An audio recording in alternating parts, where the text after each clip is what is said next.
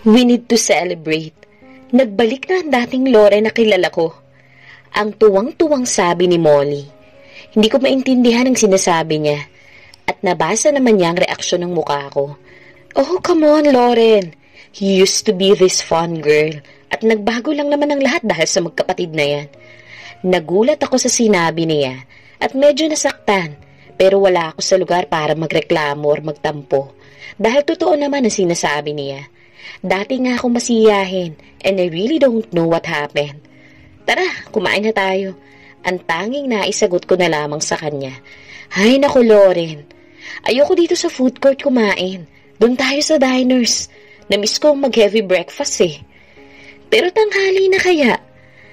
Ang agad na sabi ko sa kanya. Eh ano naman ngayon? All day breakfast naman sila. 24/7 nga bukas yun, di ba? Nakalimutan mo na ba? Ang tanong niyang iyon. Hindi ko na siya sinagot. Tangi ang nasa isip ko na lamang. Never kong makakalimutan ang lugar na yon. Dahil doon kami palagi kumakain ni Ezekiel. Napahilamos ako sa aking muka. Ayoko nang maalala pa ang nakaraan. Tumayo na si Molly at ako naman ang sumunod sa kanya. Gusto ko pa sana magprotesta kaso nahiya na lang ako at ang dami ko nang hiningin pabor sa kanya. Pagsama pa nga lang niya sa akin dito, malaking sakripisyo na. Halos wala na siyang tulog pero sinamahan pa rin niya ako. Palapit na kami. Nang magpresenta ako sa kanya. Molly, ako na magdadrive. Ngumiti naman siya at hinagis niya sa akin ang susi ng kotse. Nagbalik na talaga ang dating Loren na kilala ko. Ang sabi na naman niya, ayaw talagang tumigil. Sumakay na kami at sinumulan ko ng paandarin ng sasakyan. So, real talk lang, Loren. Alam mo naman siguro ang ugali ko. At alam mo naman siguro na hindi ako kasundo ni Isaac. Pero sa tingin ko, may babae talaga siya. Pero since gusto mong maging fair at gusto mo talagang may ebidensya muna, which is nasa flash drive na, eh anong gagawin mo kung sakali na may babae nga siya? Hindi ko pa nakikita yung video. At isa pa, kahit may gusto kong gawin, hindi ko magagawa yun dahil nawawala nga yung asawa ko, di ba? I think you should file an annulment case. Kung sakali man na bumalik siya, may babae man siya or wala. I'm sorry, Loren, ha? Pero para sa akin, hindi lang pagiging good provider ang definition ng isang asawa. Dapat maging mabuting asawa rin. Napabuntong hininga na lamang ako sa mga sinasabi ni Molly. Malamang, gutom na talaga ito kaya kung ano-ano nang sinasabi. Molly, okay. I'm sorry. Masyado na naman ako naging prangka. Kilala mo naman ako eh. Ang pangunguna niya sa sasabihin ko. Nahulaan na siguro na ipagtatanggol ko na naman si Isaac tuwing napapag-usapan namin ito. Molly, thank you. Iyan talaga ang gusto kong sabihin sa kanya. Gusto kong magpasalamat dahil marami akong desisyon sa buhay na hindi niya sinasang-ayunan, lalo na ang pagpapakasal ko kay Isaac. Pero hindi niya pa din ako iniwan. Nanatili ko siyang kaibigan kahit madalang na kami magkita at magkausap. At napatunayan ko talaga na isa ko siyang tunay na kaibigan hanggang sa makarating kami ng diner. Hay, salamat. Gutom na talaga ako eh. Ang sabi pa ni Molly. Bakit pa kasi hindi pa kami doon sa may food court kumain? Dito pa talaga ang gusto niya. Hindi ko alam kung nakalimutan na niya na dito kami palaging kumakain eh. Muli ko na namang ipinag-iling ang ulo ko.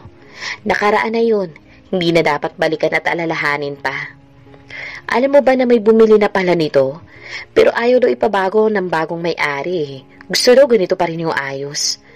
Ang sabi pa ni Molly habang papasok kami sa loob. Sinundan ko lang si Molly.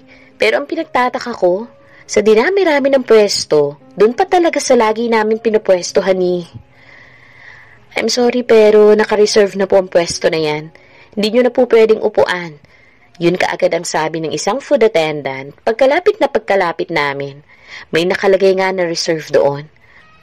Alam mo, pangalawang beses na to nangyari sa akin eh. Eh wala namang naupo dyan eh.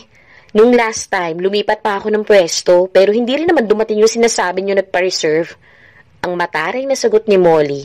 Sa babaeng nagsabi lang naman na naka-reserve na ang table na yon. Ma'am, yung may-ari po kasi ay nagpa-reserve ng pwesto na yan. Wala pong oras ang dating nun eh. Kaya dapat lagi po talaga bakante yan. Dahil dyan po kasi siya lagi nauupo. Ang nagpapaliwanag namang food attendant. Molly, lumipat na lang tayo. Alam mo naman hindi pwedeng inisin ng mga food server at mahirap na. Ang bulong ko sa kanya. Para matapos na't maka-order na kami. Kilala ko pa naman siya. Baka lalo pang magalit kung hindi pa malalam na ng tiyan niya. Wala naman nagawa si Molly kaya lumipat na kami ng pwesto. Agad naman kaming inasikaso ng food attendant na nataraya niya. Buti mabait pa din si ate dahil maayos pa din ang pag-aasikaso niya sa amin kahit nasungitan na siya ng kasama kong gutom na. Anong order mo? Bahala ka na, ang sagot ko naman sa kanya. Loren, wala ka pa rin bang ganang kumain hanggang ngayon? Ang totoo wala talaga. Halos pinipilit ko lang kumain. Dahil kailangan ko ng lakas para hindi ako magkasakit. Pero syempre hindi ko pwedeng sabihin kay Molly dahil baka masermonan pa ako na pinababayaan ko ang sarili ko. Sige, pili mo na lang ako dyan. Dun sa all-day breakfast meal, ang sabi ko na lang. At umorder na nga si Molly. Napalingon ako dun sa lagi namin pinapwestuhan ni Ezekiel. Ayaw pala ng bagong may-ari na may nauupo sa pwesto na yun. Akalain mo sa dami ng pwedeng pwestuhan, yun din ang nagustuhan na bagong may-ari ng diner na to. Maayos naman ang pagkain namin sa diner. Sinabihan ko pa si Molly na huwag nang maging masungit at sumunod na lamang. Mali naman talaga ang pinagpipilitan niyang umupo doon, lalo na't may nakalagay namang reserved. Yun nga ang trip ng may-ari huwag magpaupo sa pwesto na yun. Wala naman kaming magagawa. Sinabi ko pa na huwag na lang niyang isipin ang pwesto na yun. Isipin na lang niya na may makakain kami. Masarap naman kasi talaga ang pagkain doon. Kahit hindi siya sikat na kainan, hindi pa rin nagsasara dahil maayos naman ang service at masarap talaga ang pagkain. Nakinig naman si Molly, tahimik na kaming kumakain. Talagang gutom lang siguro. Nang matapos kami sa pagkain, agad nang dumiretso kami sa bahay at ako pa din na nag-drive pa uwi. Hanggang makarating kami ng bahay, hawak ko at nakatingin ako sa flash drive. Hindi ko alam, parang natatakot ako. Parang hindi ko kayang tignan kung ano mang nilalaman nito. Nandito kami ngayon sa sala ni Molly. Kinuha ko muna ang laptop ni Isaac na ngayon ay nakapatong na sa may center table. You know what? Shit! Ang sabi ni Molly. Sabay agaw niya sa akin ng flash drive. Wait! Ang sabi ko pa sa kanya pero binuksan na niya ang laptop. Loren, ano pang silbi na kinuha mo yung footage na yan? Kung hindi mo rin naman titignan, anong gagawin mo sa flash drive? Kailangan mo nang harapin ito ngayon para kung ano man na makita mo dito. Ito magiging basihan mo para mag-move on sa buhay mo. You need to live your life, Loren. Hindi natatapos ang buhay sa pagkakaroon ng asawa. Ang sunod-sunod na litanya ni Molly na walang preno. Naiinis na siguro siya sa akin dahil ayaw ko itong i-check kung ano bang meron sa video na yun. Hindi ko naman sinagot ang sinabi niya dahil tama naman siya. Pero hindi ko alam, nababaliw na ata ako. Hindi pa talaga ako ready i-check. Natatakot ako na hindi ko maipaliwanag. Parang nagsisisi pa ako na nagpumilit pa ako na makakuha ng kopya nun. Pero ayaw bumukas ng laptop. Oh, bakit ayaw bumukas? Lobat ata, Loren. Hay, makauwi na nga lang at makatulog. Mamaya na lang ako babalik ha. At tumayo na si Molly para umalis. Tumango naman ako sa sinabi niya. Oh, Loren, hindi ako galit ha. Pero kung ako sa'yo, panurin mo na yan. Huwag mo nang patagalin pa. Tumango naman ako at niyaya ko pa siya na kung gusto niya na dito na lang matulog. Dito ka na lang kaya matulog. Naku, Loren, wag na, tsaka maliligo pa ako eh. Medyo feeling lagkit na eh. Tsaka para hindi ka na din maistorbo. Huwag ka mag-alala, mamayang gabi dadaan ulit ako dito bago pumasok. Tsaka ipagtatanong ko din sa iba kong kakilala kung may alam silang trabaho na pwede mong pasukan. Tumayo ako at niyakap siya. Naku, Loren, tama na nga yung drama. Ibalik mo na yung dating ikaw. Panoorin mo na yung video na yan ha. Sinasabi ko sa'yo, tama na ang pagiging martir. Ang bili niya at naglakad na siya papunta sa may pintuan at tuluyan ang umalis. Akalain mo nakisama din ang laptop na to? Alam din na hindi pa ako ready mapanood ang video. Hindi natuloy dahil lowbat. Sinarado ko ang laptop, pati na rin ang flash drive. At binitbit na yon. Dinala ko sa maliit na kwarto na ginawang opisina ni Isaac dahil na doon nakalagay ang charger nito. Pumwesto na ako ng upo sa working desk niya. Kinuha ko ang charger para isaksak sa gilid ng laptop. May umilaw naman na pula, so lobat talaga. Nakaupo pa rin ako ngayon dito sa working desk ni Isaac. Pinag-iisipang mabuti. Ngayon nakasaksak na ang laptop. Dapat ko nang panoorin ang video. Pinindot ko ang power button. At agad naman bumukas iyon. Kinakabahan ako at nagdadalawang isip. Pero tama si Molly. Kailangan harapin ko na ang kung anumang laman ng video na ito. Dinampot ko muli ang flash drive at tinitigan ito. Talaga bang sa maliit na USB drive na ito nakasalalay ang pagsasama namin ni Isaac? Ang pagsasama na buong puso kong tinanggap. Kahit na pailing-iling ako. Isinandal ko ang aking likuran sa may swivel chair na inuupuan ko. Napapikit ako. Kusang pumatak ang mga luha sa aking mga mata. Nangako ako na hindi ko naiisipin ang bagay na yon. Nangako ako na tanging si Isaac lamang ang pwedeng maging laman ng puso at isipan ko. Itinago at kinulong ko na nga siya sa kasulok-sulukan ng isipan at puso ko. Tanging ala-ala na lamang ang meron kami na hindi ko na mababago at mabubura pa. Kaya yun lamang ang tanging magagawa ko. Muli kong dinala ang aking mga mata. Pinunasan ko ang aking mga luha. Nagpakawala ako ng isang malalim na buntong hininga. Muli kong tinignan ang flash drive na hawak ko. Tama si Molly. Kailangan ko nang harapin to. Isinaksa ko ang flash drive sa gilid ng laptop. Bahala na, ang sabi ko sa sarili ko. Kailangan tatagan ko ang loob ko kahit ano mangyari. Kahit ano pa man ang mapanood ko. Ready na ako i-open ang laman ng flash drive nang biglang may nag-pop up na message sa screen. At hindi ako makapaniwala na message na yun. Napahawak ang isa kong kamay sa bibig ko dahil sa pagkakagulat. Chat yun ng isang babae kay Isaac. At ang malala, mula ito sa isang dating app. Gumagamit siya nito? Hindi kasi talaga ako nangingialam ng mga personal na gamit niya noon. Ngayon lang dahil wala naman akong laptop. Sumakit ang dibdib ko sa nabasa kong mensahe ng babae. Hindi ko pa man na-check ang video ng flash drive. Ito ang bumalaga sa akin. Iniscroll ko pa pataas para mabasa ko ang chat history nila. Malinaw na kalandian niya ang babaeng ito. Hindi ako makapaniwala na magagawa ni Isaac ang mga bagay na to. Sa mga nababasa kong palitan nila ng bastos na salita, masasabi ko na parang hindi ko kilala ang asawa ko. 1 month ago pa ang huling reply ni Isaac sa babae. At pinaka-latest na message naman ng babae sa kanya ay yung ngayon lang. Valerie, sa wakas nag-online ka din. How are you, baby? Valerie, busy? Baby, I miss your cock. At ang malala, bigla itong nag-request ng video call, kaya bigla kong isinarado ang laptop dahil hindi ko malaman kung anong gagawin ko. 5 years ago, Lawrence POV. Rinig ko ang sunod-sunod na ungol ni Ezekiel habang umiindayog ako sa ibabaw niya. Lauren, ang bulong niya sa akin habang mahigpit ang kapit niya sa may bewang ko. Kumapit ako na mahigpit sa magkabila niyang balikat bilang suporta. Parehong pawis na pawis ang aming mga katawan. Tanging mga ungol namin at salpukan ng aming mga balat ang naririnig sa 4 na sulok ng silid na ito. Nandito kami ngayon sa loob ng kwarto niya. Mula nang dinala niya ako dito, mas napapadalas ng pag-stay ko rito kay Ezekiel.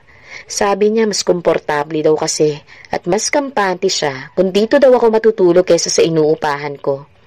And since mas napapadalas ang pag-stay ko dito, mas napapadalas ang pag-iisa namin. Medyo pagod na ako. Hindi ako sanay sa ganito. Pero ginagawa ko because I want to try something new. I want to please him in bed because I love him. Mahal na mahal ko na si Ezekiel. Nakaupo kami ni Ezekiel sa sofa, dito sa kanyang sala at nanonood ng TV. Out of nowhere, hindi ko alam kung paano at bigla ko nasabi sa kanya na, I think I should move here. Napalingon naman si Ezekiel sa akin at hindi ko nagustuhan ang aura ng mukha niya. Kumunot ang noo niya. Halata ang pagtataka at pagkabigla dahil sa sinabi ko. Parang may kumurot naman sa aking puso at nakaramdam ako ng munting sakit. Kasalanan ko naman kasi. Bakit ba kasi ang atribida ko? At ako ang mag-aalok ng sarili ko na tumira dito. Pero para kasing halos dito na rin naman ako nakatira. Umuwi lang naman ako sa apartment ko para kumuha ng gamit. Pero sumatuta, halos dito na ako nakatira sa bahay niya. I'm sorry, huwag mo nalang pansinin yung sinabi ko. Ang pagbawi ko sa sinabi ko. At baka mas lalo pa ako mapahiya kapag tumanggi siya. Loren, mali ka nang iniisip. It's just, hindi niya maituloy ang sasabihin. Kaya ako na nagsalita. You hesitate? Hindi ka kaagad nakapag-react sa sinabi ko eh. At halata naman sa mukha mo na ayaw mo. So it's ano, basta huwag na lang natin pag-usapan. Ang sabi ko habang nagpipipindot ako ng remote, hindi ko malaman kung anong panonoorin ko. Sa TV lang nakatuon ang atensyon ko ng mga oras na yun. At pakiramdam ko na pahiya ako. Inago naman niya ang remote sa kamay ko. Loren, look. Rinig kong sabi niya, pero hindi ko siya pinansin. Nakadiretso lang ako ng tingin sa may TV. Hanggang sa tinurn off na niya ang TV. Loren, please, look at me. Ang pakiusap niya. Pero hindi pa rin ako lumilingon sa kanya. Hanggang sa bigla na lang niya akong kinuha na parang bata. Inuupo niya ako sa kanyang kandungan. Love naman. Huwag ka na magtampo. This is not the way I plan to do this. Pero ayokong pagdudahan mo pagmamahal ko sa'yo. Iniangat niya ako saglit dahil may kinuha siya sa bulsa niya. Kinakabahan ako na makita ko kung anong hawak niya. Kinuha niya ang kamay ko at sinuot ang singsing sa daliri ko. Hinagka niya ako sa labi and I kissed him back. Hindi ko mapigilan na maluha sa bilis ng pangyayari. Hindi pa man siya nagtatanong. Alam ko naman kung anong ibig sabihin ng lahat ng to. Lumalalim ng lumalalim ang aming halika na walang tigil. Tumigil lang kami pareho nung kinakapos na kami sa paghinga. Pinagbunggo namin ang aming mga noo. May munting luha sa gilid ng mata ko pero dahil yun sa saya. Kanina lang nagtatampo ako sa kanya dahil akala ko hindi siya seryoso sa akin. Listen to me, Loren. Mahal na mahal kita. It's just the timing is not right. I have to do something first. I need to go somewhere to do a job. And promise pagbalik ko, magpapakasal na tayo. And I know marami ka pang gustong itanong sa akin. But please, you have to trust me. Dadating din ang time na sasabihin ko sa iyo ang lahat. Pinunasan niya ang luha ko, sabay abot niya muli sa labi ko. And we share a kiss again. It's true, madami talaga akong gustong itanong sa kanya. Like I don't know. Feeling ko nagsisinungaling siya about sa line of work niya. Pero dahil mahal na mahal ko siya, susundin ko ang gusto niya. I have to trust him. I have to trust Ezekiel. 5 years ago, Ezekiel's POV. Lumuwas ako ng Maynila dahil dito ang location ng message kung saan kami magkikita. I need to make a deal. I want out. Gusto ko na magkaroon ng sariling pamilya. And bago ko magawa yun, kailangan ko munang maklear o ma-deactivate ang position status ko sa org. Ilang beses ko nang napasang resignation ko pero laging nade-decline. Naglalakad ako sa isang street kung saan napapalibutan ng iba't ibang restaurant and coffee shops. Malayo pa, nakikita ko ng restaurant kung saan ako pupunta. Tumingin ako sa paligid. May isa ko nakitang lalaki na nagbabasa ng dyaryo sa labas ng coffee shop. Nakatapat ng restaurant na pupuntahan ko. Tumingala ako. May nakita akong lalaki nagyoyosi sa may balcony ng isang apartment building na nakaharap din sa restaurant na pupuntahan ko. Confirm, those are armed men na nagbabantay sa anumang pwedeng mangyari. At secure ang area ng location na pupuntahan ko. Naglakad na ako papasok ng restaurant nang biglang may humarang sa akin na isang lalaki na matangkad at mataba na nakasuot ng brown leather jacket. Nagets ko naman ang ginagawa niya. Malamang nakatimbre na ako. Kaya agad kong sinabi sa kanya kung sino ang pupuntahan ko. I'm here to see DB. DB, that's what we called her. That's my contact alias. Ayaw niyang magpatawag ng ma'am, miss, madam or etc. Yun ang gusto niyang itawag namin sa kanya. She's my boss. Siya ang kausap ko sa lahat ng business transactions ko. She has a lot of connection. May business contracts siya sa government at malakas ang impluwensya niya dahil may mga kamag-anak din siya sa politics. She has a deal-making talents pero alam ko naman sa uri ng pinasok kong trabaho, hindi ako kaagad makakaalis kung hindi ako makikipag-deal sa kanya. I was in military before, bago ako na-recruit sa org. Isa yun sa dahilan na naging alitan naming magkapatid. Sobrang na-stress kasi ang nanay namin sa pagpasok ko sa military. Ayaw niya na pumasok ako doon because it involves killing.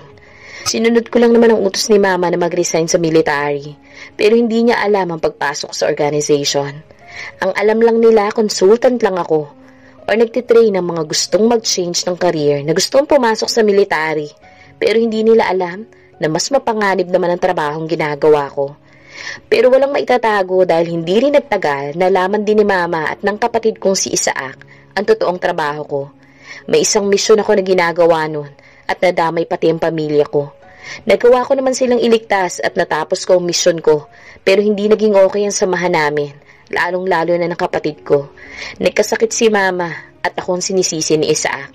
Gagagawan ko daw ang lahat dahil sobrang stress at trauma daw ang inabot ni mama nang muntik na silang mamatay dahil sa trabahong pinasok ko. Kinausap ko ang doktor na tumitingin kay mama. Oo, may factor na stress siya, pero talagang may malalang sakit din naman si mama at hindi din magtatagal ang buhay niya. Hindi yun matanggap ni Isaac at pinagpipilitan talaga niya na kasalanan ko kung bakit namatay ang mama namin. Pati ang pagpunta ko sa puntod ng mama namin, kinagagalit niya. Hindi na talaga siya nakikipag-ugnayan pa sa akin. Hindi na kapatid ang turing niya sa akin. Hinayaan ko lang siya dahil sa isip ko, dadating din ang panahon na maiintindihan niya ako. Pero lumipas na ang taon, galit pa rin siya sa akin. Ang nasa isip niya, masama ang trabaho ko. Pero hindi niya alam na para sa bansa ang ginagawa ko. Patriotism, yan ang dahilan ko kung bakit ako sumali sa org. Kung nasa military ako, limited ang galaw ko. Pero kapag nasa org, mas malaki at mas importanteng misyon ang na-accomplish ko. Lahat ng mga masasamang balak sa kapakanan ng nakakarami ay agad naming napipigilan. Kill one to save many. Yun ang philosophy na sinusunod ng org na sinalihan ko. DB has been authorized sa pagbuo ng org na to. 2 years ago, contracted with the government. At isa ako sa mga pioneer agents na na-recruit ni DB. Siya ang boss ko, pero ang alam ko may boss din siya. At hindi na namin pinapakailaman ang business matters niya. Basta siya ang contact namin at sa kanya lang kami nakikipag-transact. Sumunod ako sa matangkad at matabang lalaki na humarang sa akin. Madaming tao sa loob ng restaurant. Pumasok kami sa may kitchen area.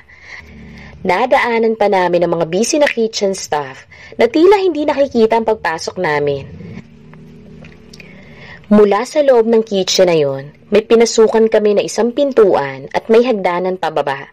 Bumaba kami sa hagdanan at may isang mahaba kaming hallway na dinaanan.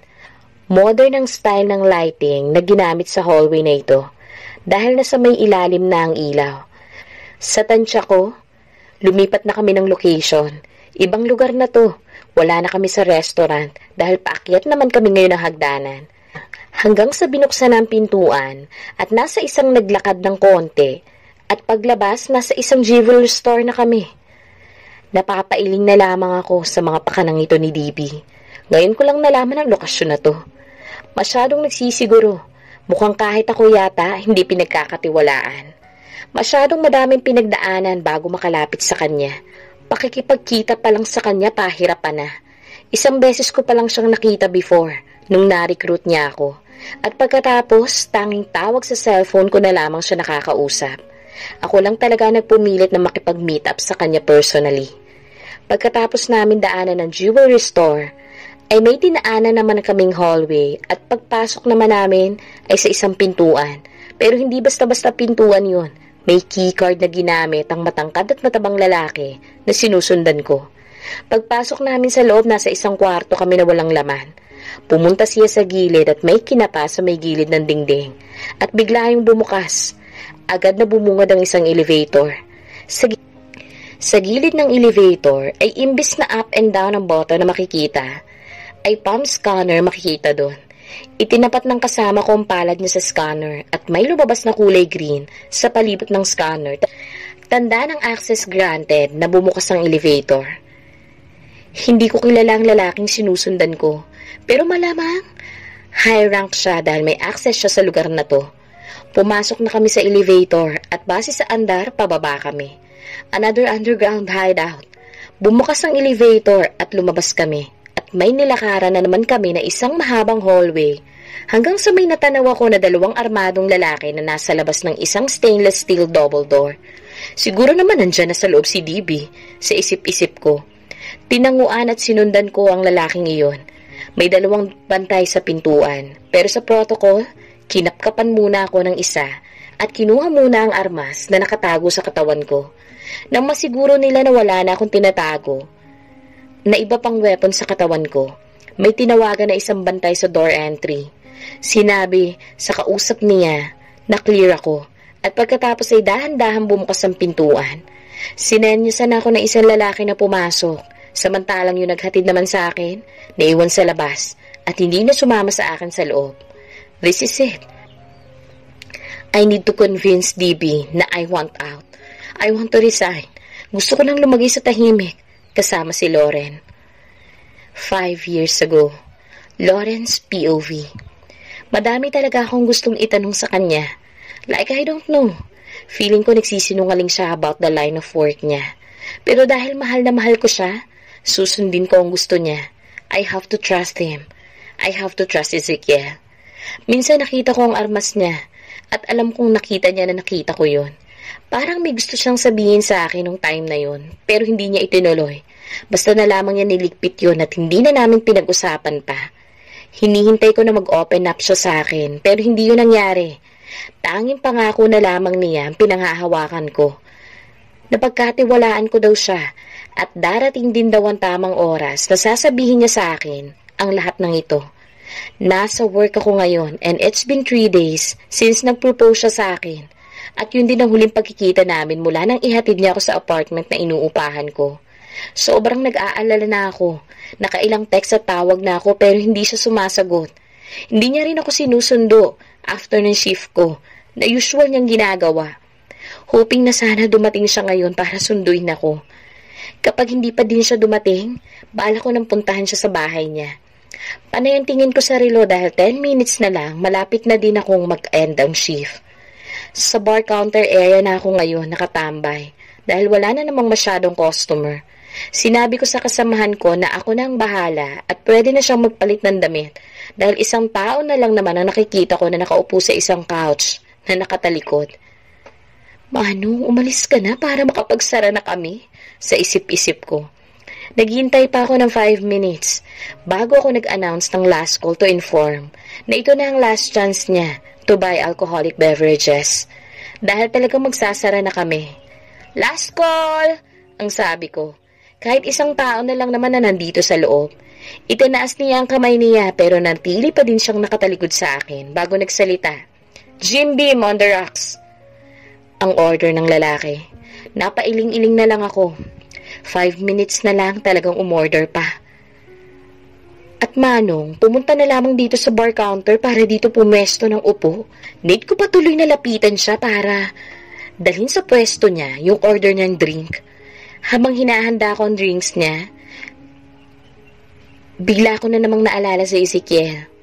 Ito kasi ang lagi niyang ino-order na drink kapag nandito siya. Inilagay ko sa bar tray ang drink na order ng lalaki. Binitbit ko at naglakad patungo sa pwesto niya. Sakto nang ilalapag ko ng drink sa mesa, ay nakatitigan kaming dalawa. Pamilyar sa akin ang mukha niya. Iniisip ko kung saan ko siya nakilala. Ngayon mo lang siguro na-realize na mas good-looking ako kaysa sa brother ko. He jokingly said, and then smiled at me. Nang bigla kong naalala, siya yung lalaking nakita kong dumating sa sementeryo at nakapagtalo kay Ezekiel. Ngayon ko lang napagmasdan ng matagal ang mukha niya dahil pinapunta na ako kaagad ni Ezekiel sa kotse nung time na yon. Magkahawig sila. Narinig ko pang tinawag niyang kuya si Ezekiel. So it means nakakabatang kapatid niya ang lalaking kaharap ko ngayon. Tumango lamang ako at nag-smile back sa kanya at akmang tatalikod para bumalik sa bar counter pero muli siyang nagsalita. So, ayaw mo pang makilala ako? After all, kapatid ko ang boyfriend mo. Alam ko na hindi sila magkasundo ni Ezekiel. Base na rin sa nakikita kong tagpo sa pagitan nila sa sementeryo. Pero hindi naman pwedeng maging bastos ang pakikitungo ko dito. Baka may tampuhan lang sila nung time na yun. Kaya inilahad ko ang kamay ko at ako na ang una nagpakilala sa kanya. Lauren, ang sabi ko. Inabot naman niya ang kamay ko sabay sabing, Isaac, At pagkatapos, binatawan niya na ang kamay ko. Kinuha niya ang baso ng alak. Inilapit niya sa kanyang bibig. Ininom niya ito ng isang tunggaan lang. Tumayo na siya at inilagay sa bar tray na hawak ko ang baso na pinag-inuman niya. Ipinatong na din niya ang credit card niya. Tumingin pa siya sa wristwatch niya bago muling nagsalita. Hihintayin na lang kita sa labas ha. Nagulat ako sa sinabi niya. Bakit niya ako hihintayin sa labas? Parang nagpanik ako. Kaya nag-isip ako ng idadahilan para hindi niya ako hintayin kagaya ng sinasabi niya. Hindi pwede. May ibang susundo sa akin eh. Parang siya naman na nagulat sa sinabi ko. Nilapitan niya ako tinitigan. Hindi naman ako makatingin ng diretso sa kanya. Pero maya-maya lang, tumawa ito. Halata namang peke lamang iyon. Don't fool me, babe. Ilang araw ka nang hindi sinusundo ng magaling kong kapatid. At simula ngayon, ako na ang susundo at maghahatid sa'yo. Hindi naman ako makapaniwala sa mga binitawan niyang salita. At parang may tunog pa ng pagbabantahan tono ng boses nito. Malayong malayo kay Ezekiel. Bakit alam niya na hindi ako sinusundo ni Ezekiel? Binabantayan niya ba ang mga kilos ko? Parang nakaramdam ako ng pagkatakot, kaya mas lalong hindi ako pwedeng sumabay sa kanya. Kung kanina ayaw kong maging bastos dahil kapatid siya ni Ezekiel, pero sa tono naman ang pananalita niya sa akin, parang minamanduhan niya ako, kaya hindi ako makapagpigil. Kinuha ko ang credit card niya at binalik ko sa kanya. Don't worry, ako nang bahala sa drinks mo. And please, huwag mo na akong hintayin sa labas. At kahit hintayin mo man ako, hindi pa rin ako magpapahatid sa'yo pa uwi. Kahit hindi ako sunduin ng kapatid mo, kaya ko namang umuwing mag-isa. Sabay talikod ko sa kanya. Bumalik na ako sa bar counter para kaagad ligpitin ang pinag-inuman niya. Sumulya pa ako ng tingin sa kanya. At kita ko pa ang pag-iling-iling nito at halata ang pagkayamot sa mukha niya bago siya tuluyang lumabas ng bar na ito.